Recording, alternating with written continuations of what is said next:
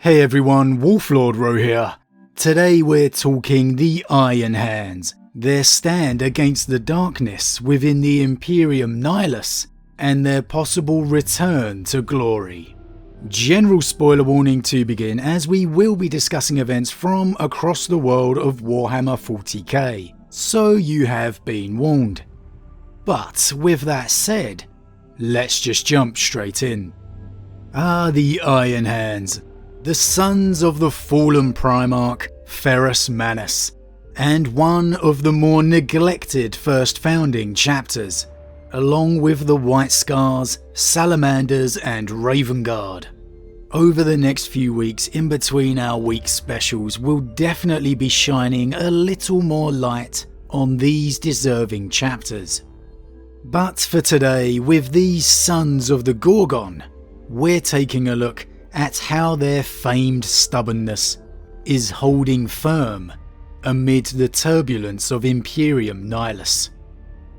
Now, the history of the Iron Hands is obviously one of the more tragic ones, in regards to the first founding chapters at least, with the ignoble record of having the first Primarch death within the Horus Heresy, as their Primarch was slain at the hands of his most beloved brother Fulgrim.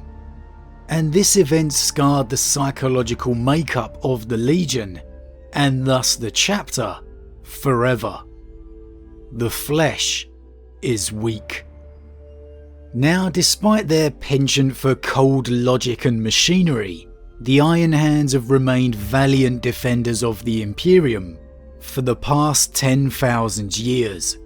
And although their particularly close relationship with the Mechanicum has drawn more than one suspicious glance from greater powers, for the most part their record of service is beyond question.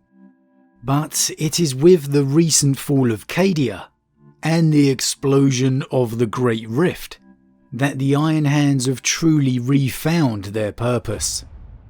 Their homeworld of Medusa was always within the shadow of the feared Eye of Terror, and thus when Cadia fell and the Cicatrix Maledictum tore across the Imperium, the Iron Hands found themselves perilously close to its engulfing waves. And the hordes of chaos came, demons of countless number, their former traitor brothers of the Death Guard, backed up by warbands of the Cleaved and the Purge. This mighty war host descended on Medusa. The sons of the Gorgon, incensed at the gall of the traitors, fought with an anger of old, and after a devastating war, drove back the traitor forces, though still to this day, parts of their homeworld remain lost behind an imposed quarantine. The Iron Hands vowing to fully reclaim their historical home.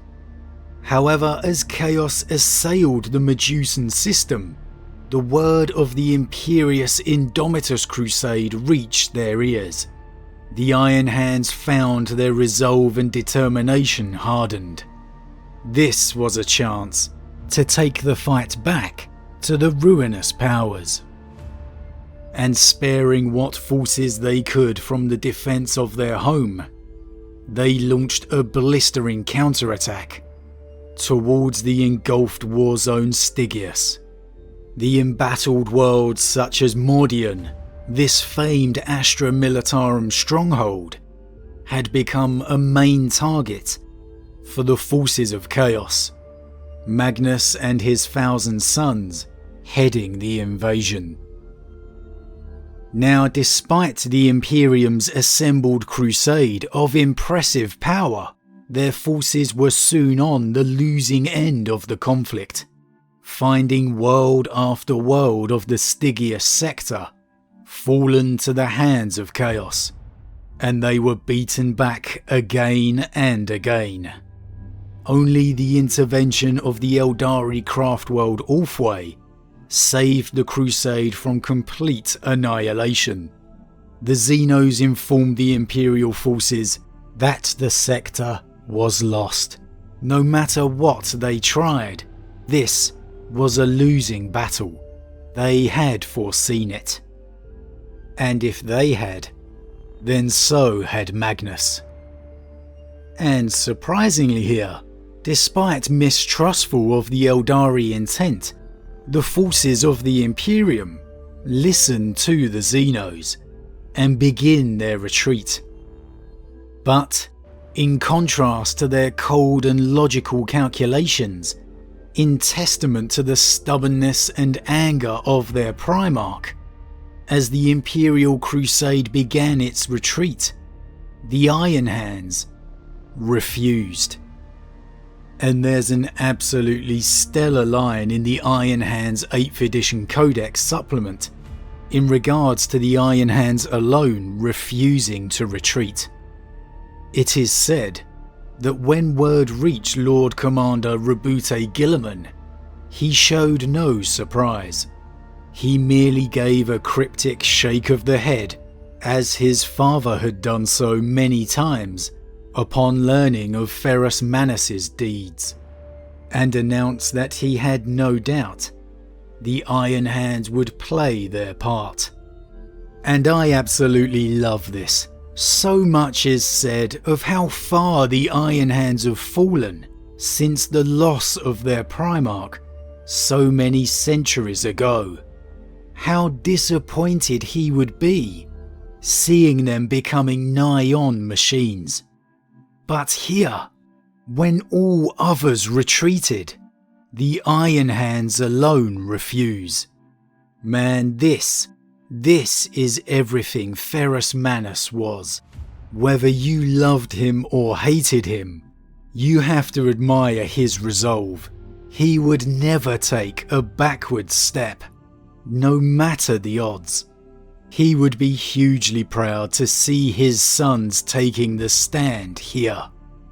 And Guilliman's reaction, I love how it's just a shake of the head.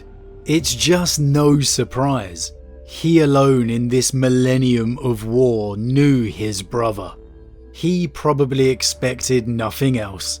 And I've got to imagine there was probably the smallest trace of a grin on his face as he was shaking his head, seeing these descended sons acting so true to his brother's way.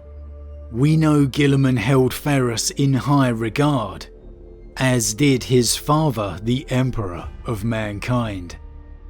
There's got to be at least a little bit of pride in Guilliman seeing the Iron Hands refusing to retreat, whether his tactical mind agreed with it or not. But so it was, the Iron Hands made their stand on the world of Mordian, and with the aid of this famed Militarum regiment, they shattered the Chaos Forces siege, forsaking the prophecies of the Eldar. And it was this display of defiance, this kindling of the glory of old, that drew the attention of the Iron Hands' successors, and they began flocking to their founder's banner, proud once more to see the legacy of the Gorgon burning true. And together with the combined forces of the Imperium, the Iron Hands now led their Iron Crusade, intending not only to reclaim the Mordian system, but the entire Stygius warzone. Now hopefully we'll get some nice movement on this situation in more novels and over this upcoming edition. But I have to say, to me, I absolutely love this storyline. The thought of the Iron Hands successors coming to the aid of their founding chapter. Just proud to see their fight and defiance. It's such a nice change to the perpetual sense of mourning, which just always seems to adorn the Iron Hands chapter. This is a step back to the glory of old. A little moment to shine amid the darkness. And it's something I not only enjoyed seeing for the Iron Hands, but something I just really want to see for the rest of the founding chapters. Not the famed Ultramarines, as we get that so often, but the ones that get left behind. The White Scars, the Raven Guard, the Salamanders. Show us their chapter masters taking the fight back to the forces of the ruinous powers. These are heroes of the Imperium just as much as Manius, Calgar and Dante. Give them their moment to shine, a reason for their Primarchs to be proud. But whether a brief return to glory or a true step in the right direction, the sons of the Gorgon stand firm against the darkness, and undoubtedly, the spirit of their Primarch Ferrus Manus looks down proudly, as does his father, the Emperor of mankind. But as always guys, what do you think?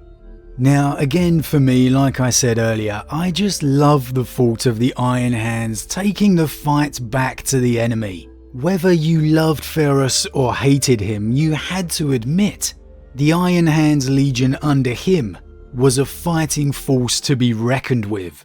Yes, he may have lost to Fulgrim in the duel at the end, but absolutely none of the Primarchs relished the fault in taking the Gorgon and his Legion on in battle.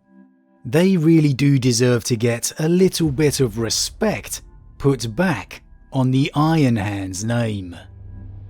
What chapters do you want to see more of? Do you want to see more of the lost first founding chapters like me? The Iron Hands, the White Scars, the Salamanders and Raven Guard?